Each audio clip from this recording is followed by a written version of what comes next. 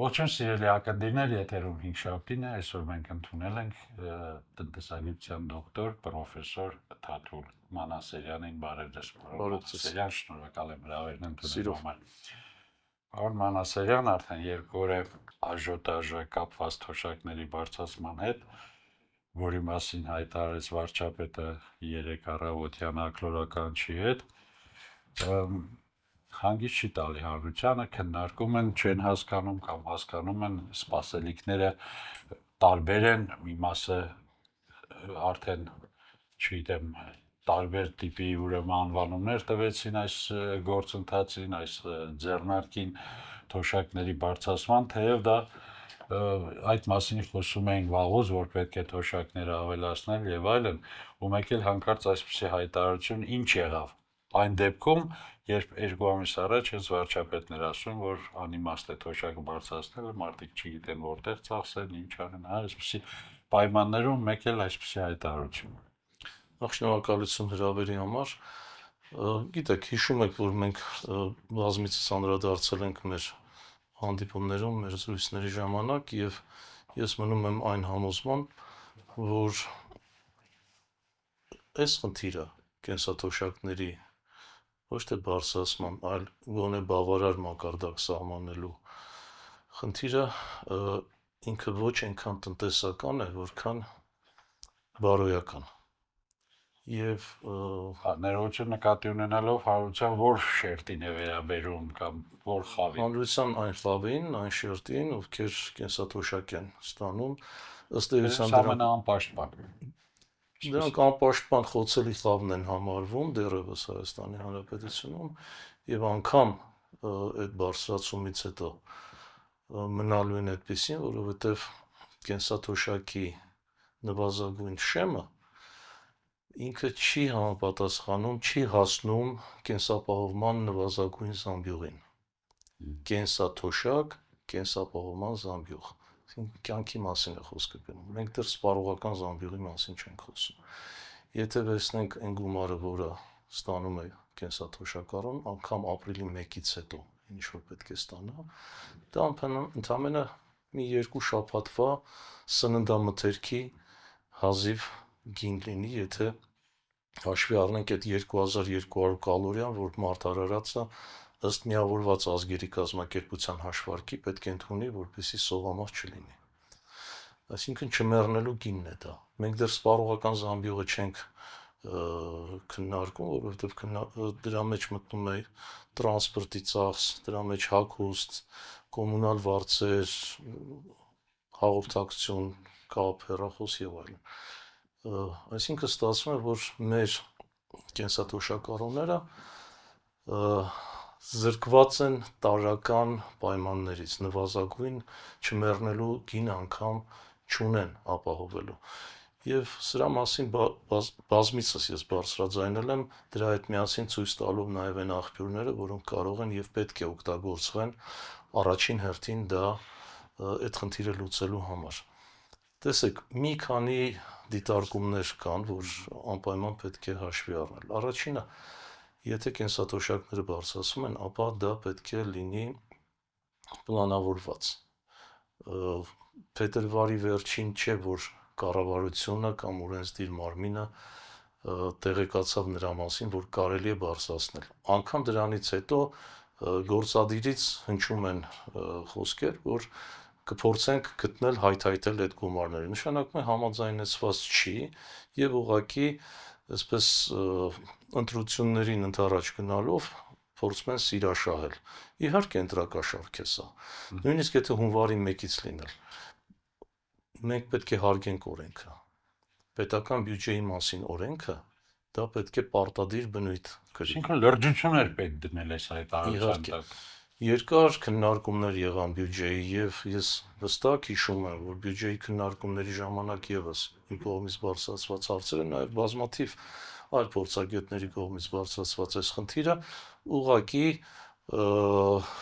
արձագանք գտավ բացասական առումով, ասելով, որ չենք կարող այդ միջոցները չունենք, շատ հստակ, ընդհանրապես կարելի ասել տարեվերջին էր այս ամեն ինչը եւ ինչ պատահեց այս ընթացքում, սա հերթական հակասությունն է խոսքի եւ գործի այսօրվա իշխանության, այսինքն օրենքը պարզապես չեն հարգում եւ կա կարգ, նույնիսկ այս տարագայում պետք է հատկապես խորհրդարանական երկրում Հայաստանի Հանրապետությունում պետք է դա ներկայացվի ազգային ժողովին, ազգային ժողովի տնտեսական հանձնաժողով, ֆինանսա-բյուջետային հարցերի հանձնաժողովը պետք է դրա նպատակահարմարությունը, հիմնավորումը ներկայացնի, հաշվարկներ կատարի եւ որից հետո արդեն երկրի վարչապետը կարող է դա բարձրաձայնել։ Այսինքն ամեն ինչ խառնվել է իրար, մենք ոչ սահմանադրությունն ենք հարգում իբրև պետություն, ոչ օրենքները, ընդունված օրենքը նույնպես չենք հարգում։ Եվ ինչ այսպես պատճառաբանություններ բերեն կամ ինչ կեղծ, ուրեմն այդ կոչերը, որ շատ են այսպես մտածում կենսաթոշակառուների մասին, առավել եւս որ ներկայացնում են, որ այդ հետվճարի համակարգը, տեսեք, շատ պարզ հաշվարկ անենք։ Մարդիկ հիմա փետրվարի վերջին, մինչև փետրվարի վերջ հնարավորություն ունեն վճարել դեռ հունվար ամսվա կոմունալ վարձերը։ Գաղտնիք չեմ բացահայտի, եթե ասեմ, որ կացարանների տաքացման համար հսկայական գումար է գնում հատկապես կենսաթոշակառուներից։ Նրանք իրենց ստացած կենսաթոշակի զգալի մասը տալիս են գազի, ջրի, էլեկտրաէներգիայի վարձ, չխոսելով արդեն սննդի մասին։ Եվ այս կոմունալ վճարների դեպքում հետ վճար չկա, սրա մասին չի խոսում կառավարությունը։ Այսինքն սա խաբկանք է, իրականում ոչ մի կենսաթոշակառու կոմունալները վճարելուց հետո բավարար գումար չունի, որ դրանից հետո ակնկալի այո, չեմ խոսում գյուղական բնակավայրերի մասին, որտեղ անկանխիկ գործարքներ անելիս նախ պարտադրում են արդեն, որ ամեն ինչ լինի անկանխիկ, հասկանալի է, բայց եթե ասում են ստվերի կրճատում, մենք կարող ենք ձեզ հետ միասին անկանխիկ բազմաթիվ գործարքներ անենք, բայց ստվերը սպասարկենք, այսինքն ինչ-որ ապրանքներ գնենք, բայց դա ասենք, որ օգնություն էր, պարտքի վերադարձեր, էսերներ եւ փոքր-փոքր այդպիսի գումարներով այդ ստվերը էլի կարող է լինել։ Սա պատճառաբանություն չի, սա խոսում է ուղղակի արհեստավարժության բացակայության մասին, պրոֆեսիոնալիզմի բացակայության մասին եւ ինքներդ հասկանում եք, որ վերջերս նաեւ այդ ծաղրուծանակի առարկա դարձած խոսակցությունը բենզինի հաշվարկի եւ այլն, դա բացառիկ կամ եզակի դեպք չէ։ Սա խոսում են մասին, որ կառավարությունը, էկոնոմիկայի նախարարությունը իրեն նեղություն չի տալիս նորմալ հաշվարկներ կատարի ոչ միայն այս դեպքում, այլ նաև բազմաթիվ այլ պարագաներում։ Չգիտեմ, եթե օրինակ վերցնենք նույն թրիփը, սահմանների բացումը Թուրքիայի հետ կամ Ադրբեջանի հետ, այդ դեպքում ինչ տեղի կունենա։ Հաշվարկներ կան Հայաստանի տնտեսություն, հատկապես գյուղատնտեսությունը, գյուղացին ինչ վնասներ կկրի, միգուցե օգուտներ կկրի։ Այս ամեն ինչը պահանջում է հստակ հաշվարկներ եւ դրա համար մարդիկ աշխատավարձ են ստանում, հավելավճարներն էլ հետը։ Պարոն Մամասարյան, դուք խոսեցիք կենսաապահովման նվազագույն զամբյուղի մասին, այ հաշվարկներ կան մոտավորապես ինչքան պետք է կազմի թոշակը, որպեսզի այդ զամբյուղին համապատասխան թոշակառուն կարողանա իր գոյությունը պահպանել։ Մենք ձեզ հետ միասին օգտվում ենք այդ ապրանքներից, նկատի ունեմ ես նաև թանկացումների ես։ Իհարկե, ես հենց դրա մասին եմ ուզում խոսել։ Տեսեք, 2025 թվականին եթե վերցնենք, ինչ է տեղի ունեցել Հայաստանի Հանրապետությունում, գնաճը։ Գնաճի ցուցանիշները ընդհանուր առմամբ կառավարության գնահատմամբ եւ կենտրոնական բանկի տվյալներով կառավարելի միջակայքում են, այսինքն 3 +- 1.5%։ Սա նշանակում է, որ հանրությանը ներկայացնում են, որ ընդամենը 4.5-5%-ի սահմաններում կարող է լինի գնաճը կամ դրանից նվազ։ Բայց դարձյալ, այստեղ եւս խաբկանք կա եւ որևէ մեկին չեն հայտնում, որ դա 500 ապրանքատեսակների մասին է։ Չգիտեմ, մոլիբդեն, քարածուխ, տարբեր այլ ապրանքներ, մեքենաների գներ, ծաղիկների գներ, ինչ ասես։ Ինչ վերաբերում է առաջին անհրաժեշտության 10-11 ապրանքախմբերին, ապա այստեղ մենք ունենք ոչ թե գնաճ եւ ոչ թե միանիշ թվով գնաճ, այլ երկնիշ թվով։ Ձեզ հայտնի է անցյալ տարվա տարբեր տարվա կեսին, առաջի 6 ամիսների, 9 ամիսների, նաև տարվա կտրվածքով երկնիշ թվով միս, մսամթերք, ձկնամթերք, կատնամթերք, այս բոլորը հաց, բոլորի գները բարձրացել են, երկնիշ թվերով են բարձրացել։ Եվ պարադոքսը, որ մենք դեռ ունենք արժևորված դրամ, որը 2022 թվականից ի վեր 20%-ից ավելի արժևորվել է, դրա հետ միասին գներն են բարձրացել, միշտեր պետք է անկում ապրեին, Այսինքն արհեստական է այդ արժևորումը։ Արհեստական եւ կրկնակի բեռ է ցանկացած քաղաքացու համար, առավել եւս խոցելի խմբերի եւ մասնավորապես կենսաթոշակառուների համար։ Մեր գնահատականներով դա մոտավորապես, այսինքն այդ սննդակարգը, որը պետք է ապահովի 2200 կիլոկալորիան մարտարարացի համար, կենսաթոշակառուն չի կարող, դա հասնում է մոտավորապես 80,000 ամենահամեստ հաշվարկներով, 80,000 դրամից ոչ պակաս։ Եվ եթե տրոհեք ըստ օրերի եւ տեսնեք ինչ է, մենք ձեզ հետ միասին ինչ ենք սպառում եւ ինչ քանակությամբ, ապա կտեսնեք, որ դա շատ համեստ թիվ է։ Ուրեմն այստեղ շատ կարևոր մի խնդիր կա։ Արդյոք մեր գործադիր մարմինը կամ օրենսդիր մարմինը մտահոգված է պետական բյուջեն ձևավորելիս առաջնահերթություններով։ Որն է առաջնահերթությունը մեր պետության համար։ Եթե անընդհատ ասում են, որ ճանապարհներ, դպրոցներ եւ այլն, արդեն պարզ է, կարիք չկա մեկնաբանելու, թե ինչ որակի ճանապարհներ են, մի կողմից դպրոցաշինության մասին է խոսքը գնում, մյուս կողմից դպրոցները փակվելու մասին եւ այդպես էլ լսումներ չեն անցկացնում ազգային ժողովում, որպեսզի հստակ թվեր ներկայացվի ըստ համայնքների, մանավանդ շատ խոցելի են սահմանապահ համայնքները խոշորացումից հետո,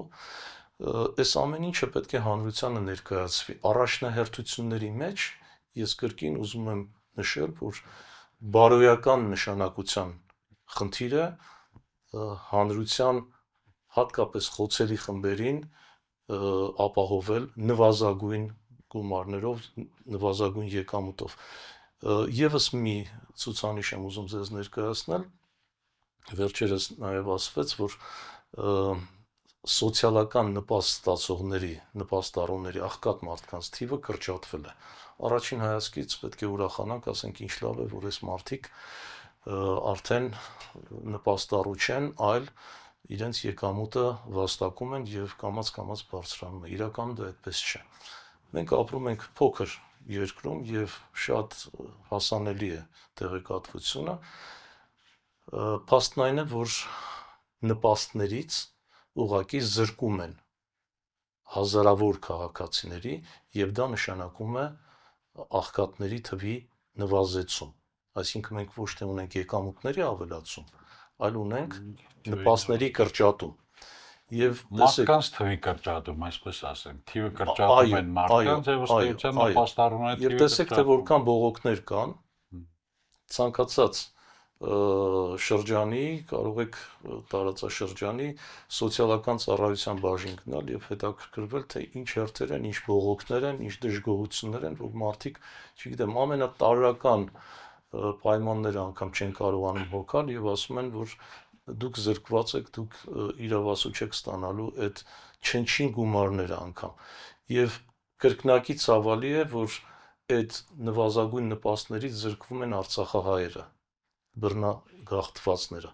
Սա իսկապես լուրջ խնդիր է եւ չի կարելի այսպես սքողել եւ կեղծ թվեր ներկայացնել, որոնց հետևում ցավալի իրողություն է։ Ես ուզում եմ բերել եւս ցուցանիշներ, տեսեք, որպեսզի ավելի հիմնավորեմ ասվածը։ 2025 թվականի տվյալներով եւ վերջերս հրապարակվեցին վիճակագրական տվյալները 35-36%-ով կրճատվել է արտահանումը։ Դա մեծ նվազում է եւ մեծ վնաս է տնտեսությանը, որովհետեւ եթե արտահանելի հատվածը չի աշխատում կամ բավարար ծավալներ չի ապահովում, դա նշանակում է աշխատատեղերի կրճատում։ Ուր մնաց այն խոստումները կամ այն թվերը, որ մոտ 300,000 աշխատատեղ ենք ստեղծել։ 300 աշխատատեղ եթե ստեղծենք, մենք ունենանք աշխատատեղերի ավելցուկ, ոչ թե գործազրկություն։ Գործազրկության մակարդակը դերևս բարձր է մնում։ Դրան գումարենք աշխատող աղքատներին։ Ես 2 տասնամյակ է սրա մասին խոսում եմ, իհարկե վերջերս արդեն պաշտոնական վիճակագրության մեջ սա ներառվել է եւ կառավարությունն էլ է օգտագործում այդ եզրույթը աշխատող աղքատներ, այսինքն մարդիկ աշխատում են, բայց չեն ստանում բավարար եկամուտ, որպեսզի աղքատության շեմը հաղթահարեն։ Ներմուծումը նույնպես կրճատվել է, 20%-ից ավելի կրճատվել է, գրեթե քառորդ մասով, մոտ 25%-ով կրճատվել է։ Դա նշանակում է, իսկ Հայաստանի Հանրապետությունը ավելի շատ ներմուծող երկիր է, այդ թվում եւ առաջին անհրաժեշտության բավական բազմաթիվ ապրանքների, ապրանքատեսակների, գիտեք, հացահատիկից սկսած վերջացրած անգամ թռչնամիսը, որ մենք կարող ենք այստեղ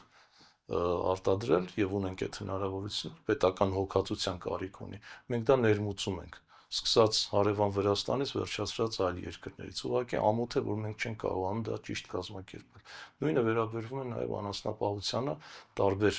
ոլորտներին, որի արդյունքում ունենք մսամթերքի գների թռիչք։ Ինչի մասին է ամեն ինչը խոսում։ Խոսում է եկամուտների անկման մասին, երբ գները բարձրանում են եւ մարդիկ չեն կարողանում իրենց այդ նույն եկամտի սահմանով ձեռք բերել, դա նշանակում է ավելի են աղքատանում։ Հայաստանի Հանրապետությունում իրականում մեր հաշվարկները ցույց են տալի, որ ոչ թե 40-42% է վերին շեմը, որը մի քիչ հնացած ցուցանիշ է, այլ մոտենում է 48-49%-ին, գրեթե կեսը։ Միջինն եմ սա ասում, իսկ մարզեր կան, որտեղ աղքատությունը 60%-ից վաղուց անցել է։ Դա Գեղարքունիքի մարզն է, դա Շիրակի մարզն է եւ այլն։ Այսինքն ավելի քան ամեն մի երկրորդ անձը, մեզնից մեր բնակչության ամեն մի երկրորդ մարդ աղքատ է։ Սա վերին շեմի մասին ենք խոսում։ Եվ այս պայմաններում ուղղակի ամոթ է խոսել աննախադեպ, ուրեմն այսպիսի տնտեսական աճի եւ այլնի մասին։ Իրականում, այո, մենք ունեցել ենք տնտեսական աճ նախորդ տարիներին եւս։ Ինչու այդ ժամանակ չմտահոգվեցին 8 տարի իշխանության վրա գտնվող թիմը գոնե մի փոքր կարող էր ավելի բարձրացնել այդ շեմը։ Այսինքն ակնհայտ է։ Ես եւ մասնագիտորեն փորձեցի հիմնավորել եւ քաղաքական եւ սոցիալական առումներով։ Եվ ինչ պետք է անել մի իշխանության հետ, որ տապալել է իր առաջադրանքը կամ իր առաքելությունը գրեթե բոլոր ուղղություններով, տնտեսությունը վերցնենք, մարդկանց սոցիալական վիճակը վերցնենք, ի վերջո նաեւ արտաքին քաղաքականությունը վերցնենք, որ խոստումներից եւ ոչ մեկը փաստորեն մինչ այս պահ չի կատարվել, իսկ արժևում ընդամենը 2 ամիս հետո ընտրություն է։ Քաղաքական ուժերը ինչպես պիտի արձագանքեն սրան, որ չեն անում։ Ես այս հարցը տալիս եմ նկատի ունենալով նաեւ, որ դուք էլ ժամանակի падգամավոր եք եղել եւ քաղաքականության մեջ ակտիվ։ Հիմա եթե ավելի մասնավորեցնեմ, ինչով է զբաղված Թաթուլ Մանասերյան քաղաքական գործիչը։ Ես իհարկե ինձ ավելի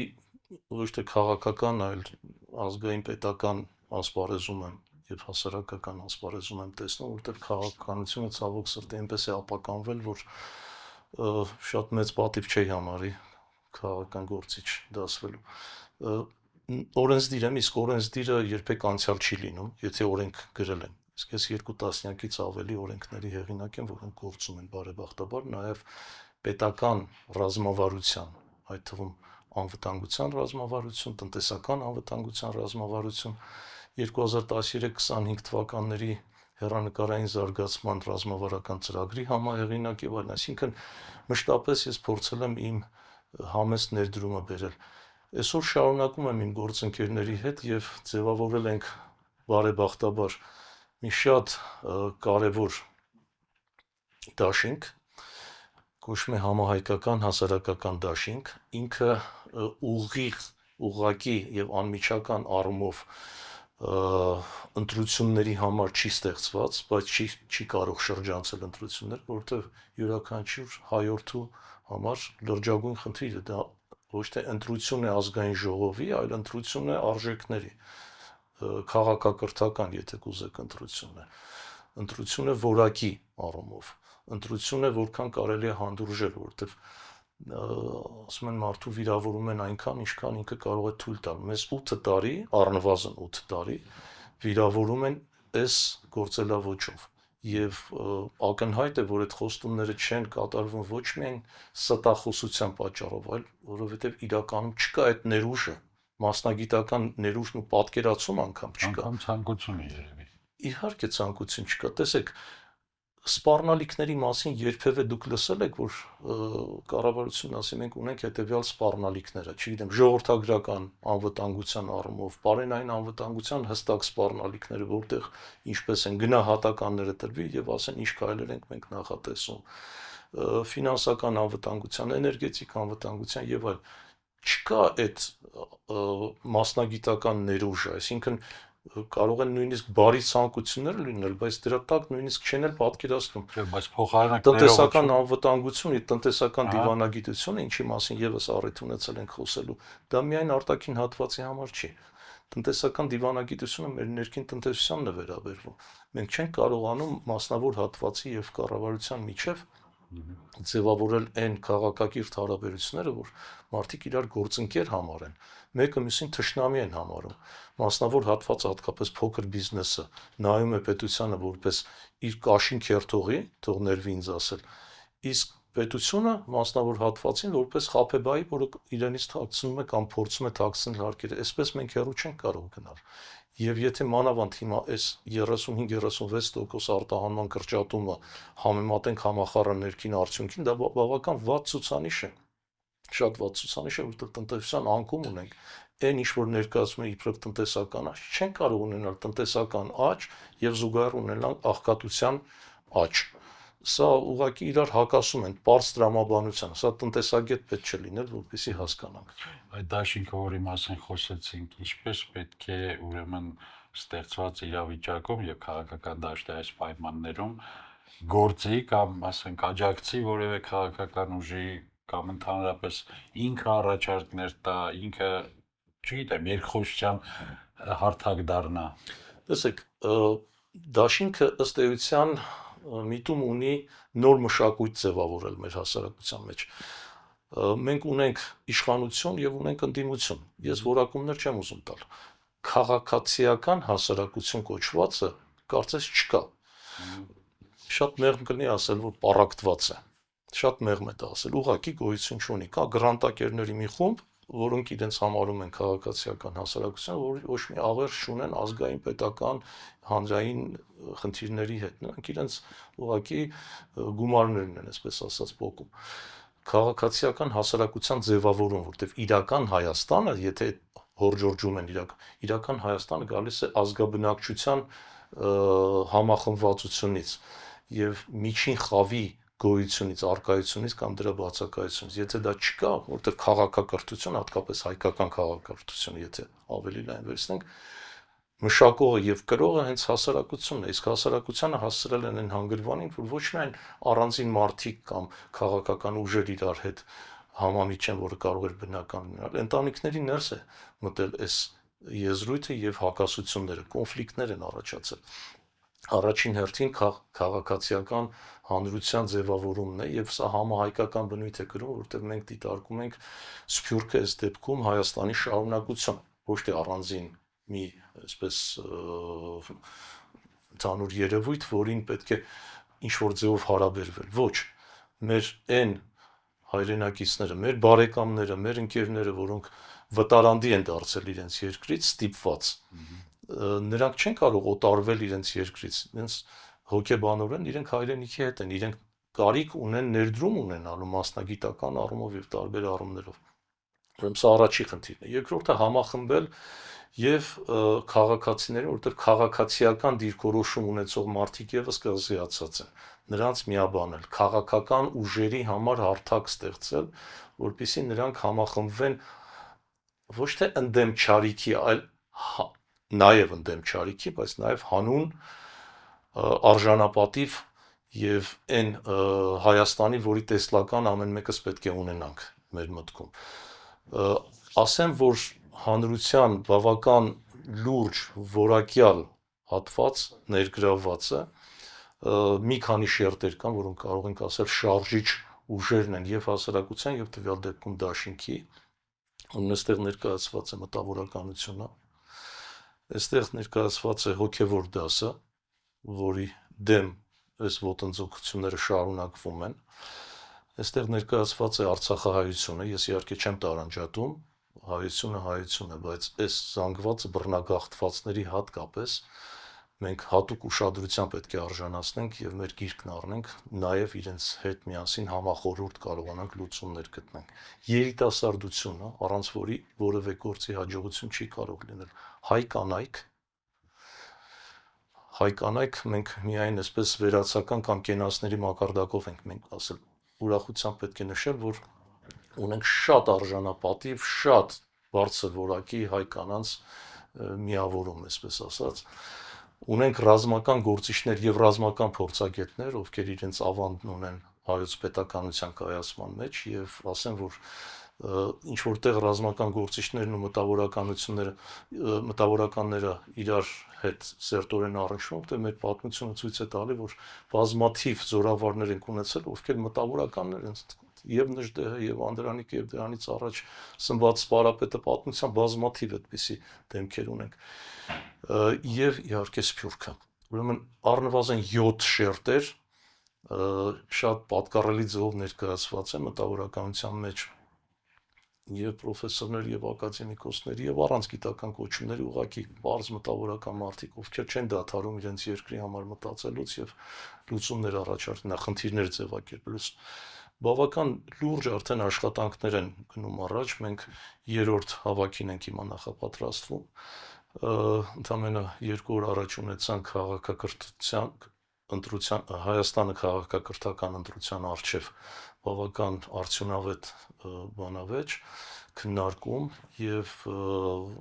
դա ցույց է տալիս, որ իսկապես կա ներուժը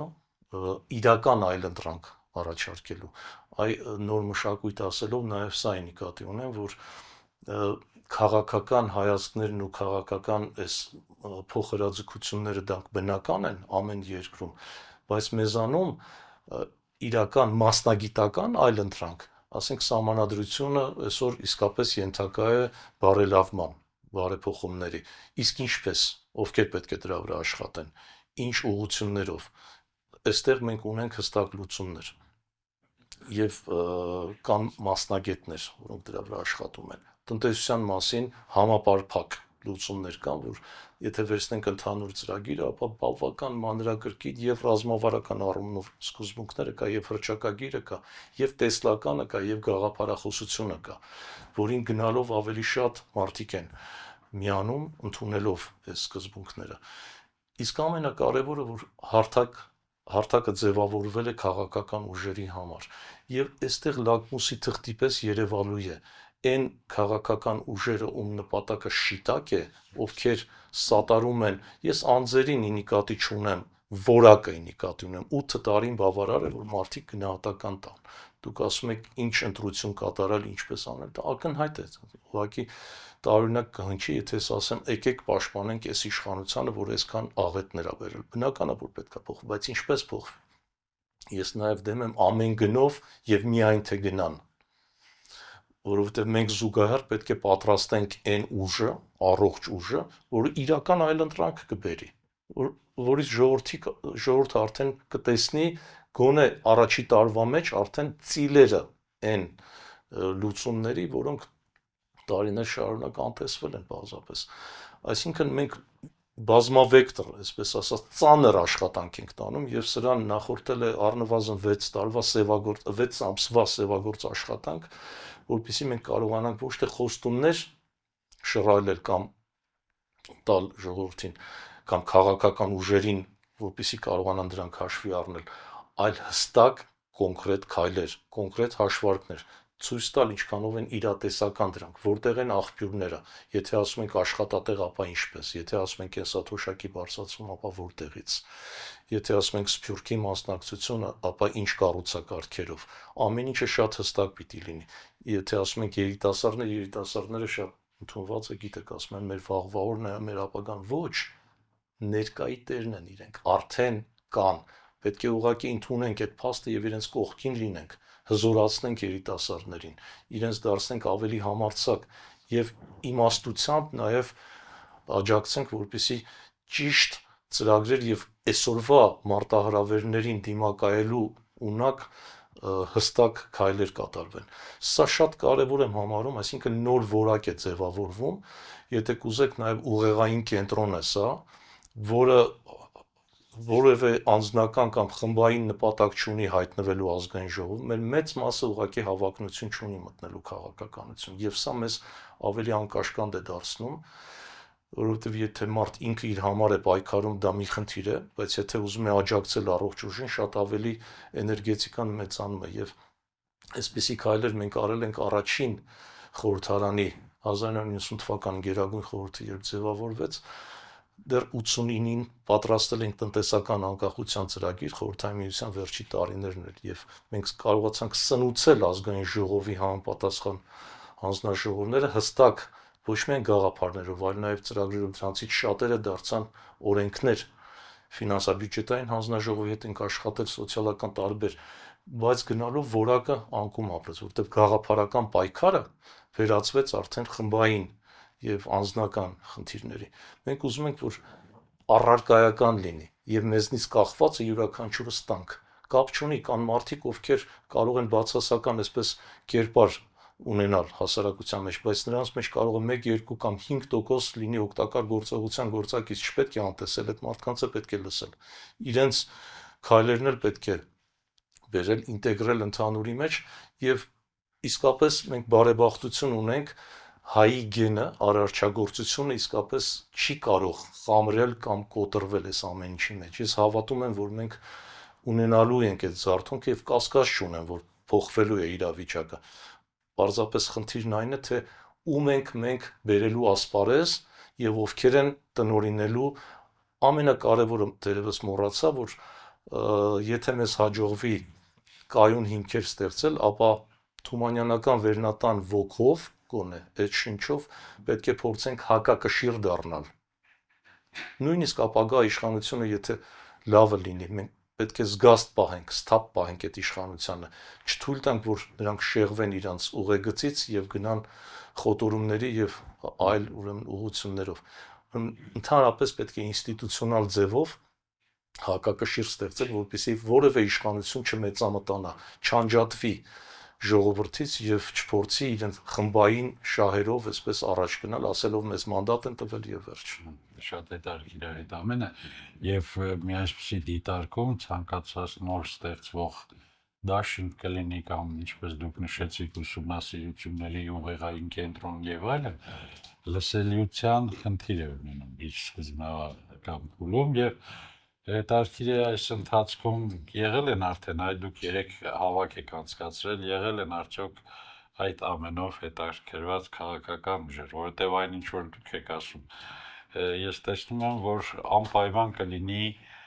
ազգային, պետականամետ, չգիտեմ, այդ ուժերի ուշադրության կենտրոնում կլինի։ Բարեբախտաբար ունենք ամեն մի հավաքից հետո եւ հատկապես երբ որ մենք հրապարակեցինք արդեն հռչակագիրը եւ մեր հիմնական սկզբունքները, բազմաթիվ են այդ կառույցները։ Ես հիմա թերևս ձեռնպահ կմնամ անունները տալու, որ քաղաքական ուժերն են, որտեղ ես դրանով կարող եմ վնասեմ, բայց որոշ ժամանակ անց երևի 1-2 շաբաթ հետո մենք արդեն ի վիճակի կլինենք խոսել նաեւ այդ գործընթացների մասին։ Բավական պատկառելի թիմ է հավաքված, որոշ անուններ կարող եմ անշուշտ հրապարակել, որոնք նախաձեռնող խումբն են կազմում, դա պրոֆեսոր Ռուբեն Կարապետյանն է, արտակարգ լիազոր դեսպանը, որը այդ ամբողջ նաև կարելի ասել գաղափարի հեղինակն է, որը ըստ էության նաև առնչվում է, եթե հիշում եք Արկադի Տեր-Թադևոսյանի կոմանդոսի հետ ձևավորված քաղաքացիական խորհրդի, ըստ էության դրա շարունակությունը կարելի է դիտարկել, եւ քաղաքացիական խորհուրդը ամբողջովին ներգրավված է։ Ակադեմիկոս Գևորգ Պողոսյան, ակադեմիկոս Աշոտ Մելքոնյան, տարբեր ուրեմն բարձր հեղինակություն վայելող անձինք, եւ սա խոսում են մասին, ամեն մեկը իր որոշակի լսարանն ունի, սա շատ կարեւոր է, եւ քաղաքական ուժերը կան նաեւ որոշ քաղաքական ուժերի անդամակցող, բայց այս պարագայում դաշինքի ընդհանուր մտահոգություններով ապրող